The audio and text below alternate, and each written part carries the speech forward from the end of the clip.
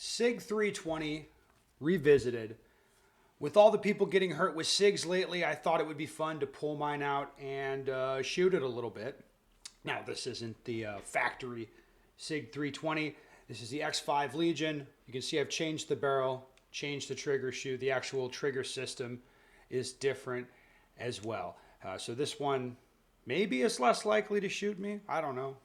I definitely am very careful how I wear my holster. Like if this thing goes off in the holster, it's not going to go through my leg. I'm very, very careful about that. Carrying this appendix seems like kind of crazy.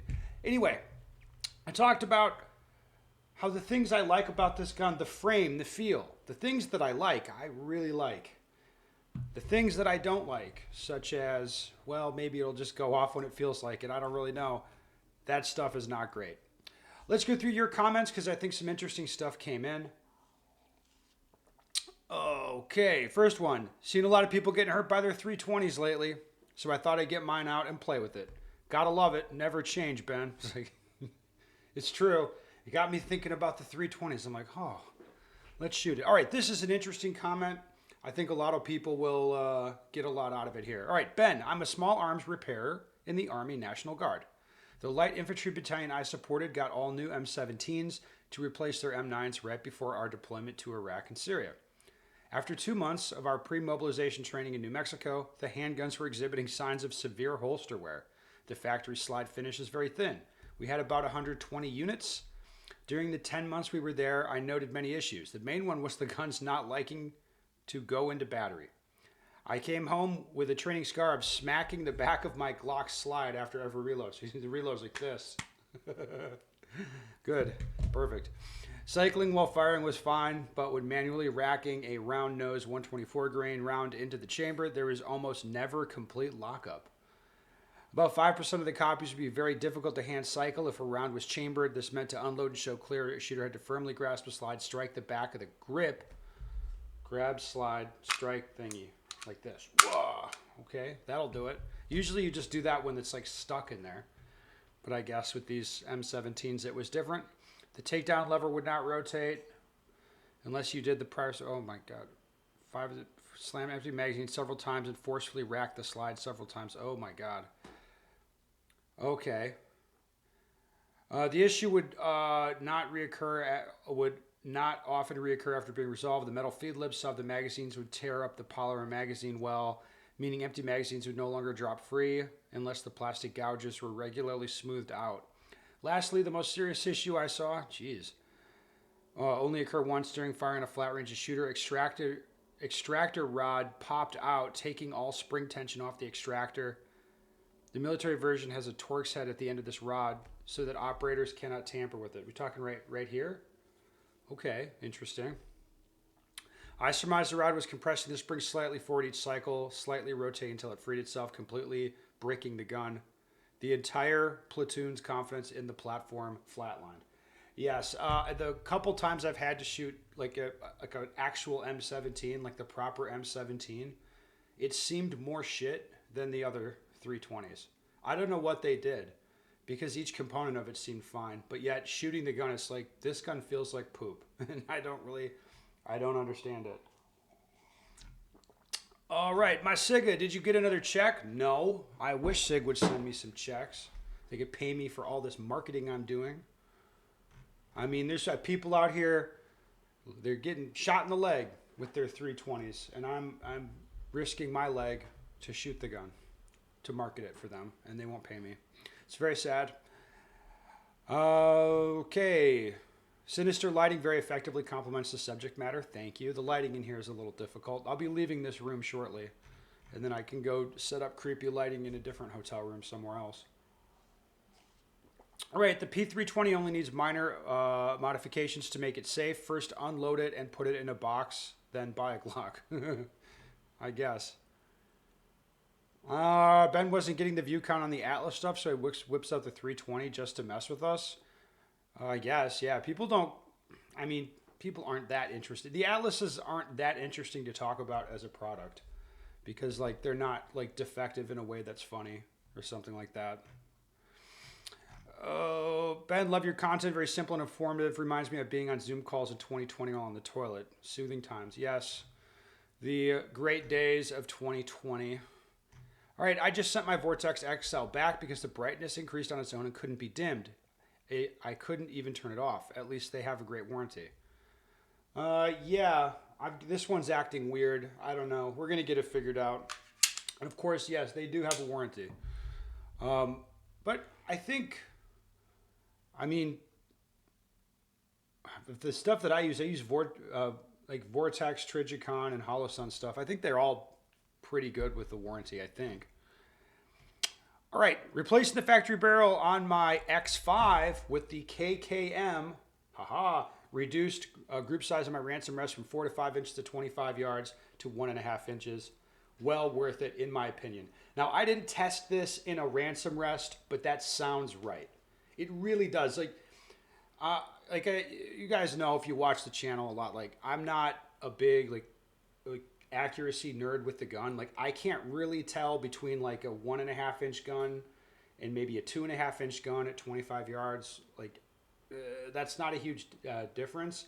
But shooting this gun, it's like I just don't trust it. They get past 15 yards and pull the trigger, and it's like the bullet doesn't always go like where I think it should go, which is kind of weird.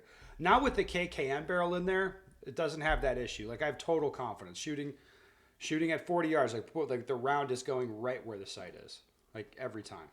So I can tell you that. All right, I love how the gun shoots and feels.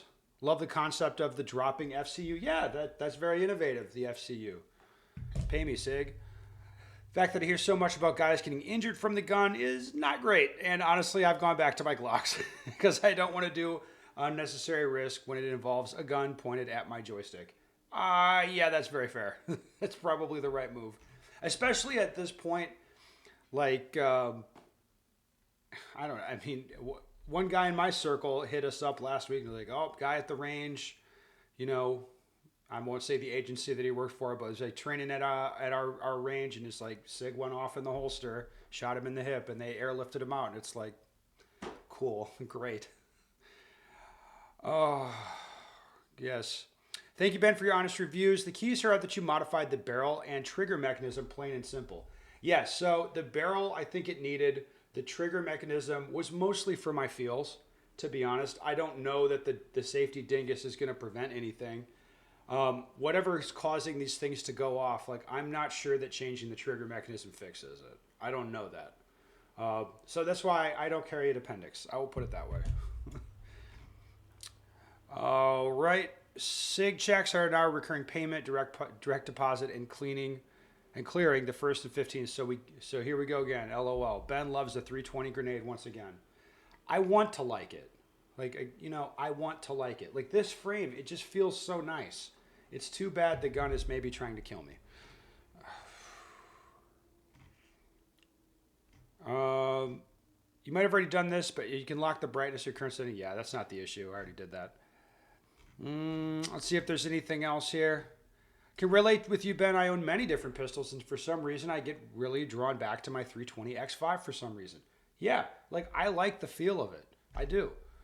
It just feels right. It's a really accurate pistol. I've gotten over the hysteria of uncommanded discharges, but I'm still a little nerve-wracked on the blown cartridge issue because at some point it's very well proven, documented issues. Like, yes, the uncommanded discharges, like that is real.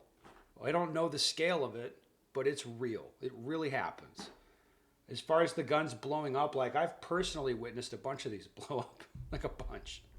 And, just like, it's definitely a thing that can happen. I'll put it that way.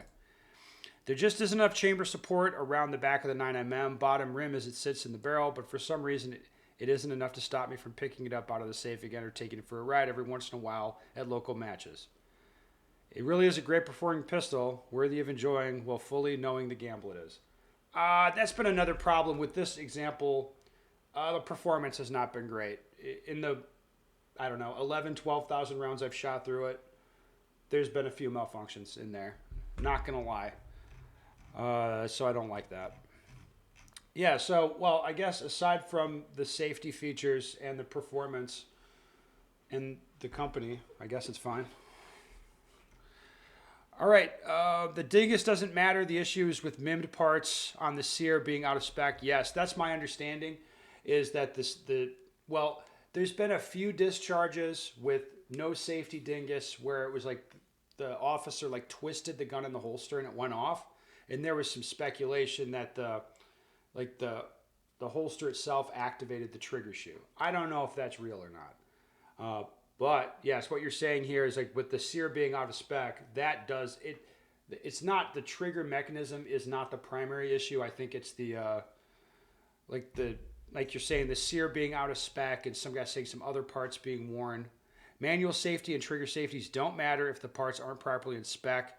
It will fire it without the upgrade. Yeah, I think that will happen if those parts are out of spec. Yes. All right. Well, anyway, that's enough Sig banter. We'll see. I mean, it seems like the Sig situation's coming to a head a little bit, where it's like the trickle has turned into like a river, and it's of issues. I think there's more and more, and I don't know. Maybe that'll come to a head soon. We'll see.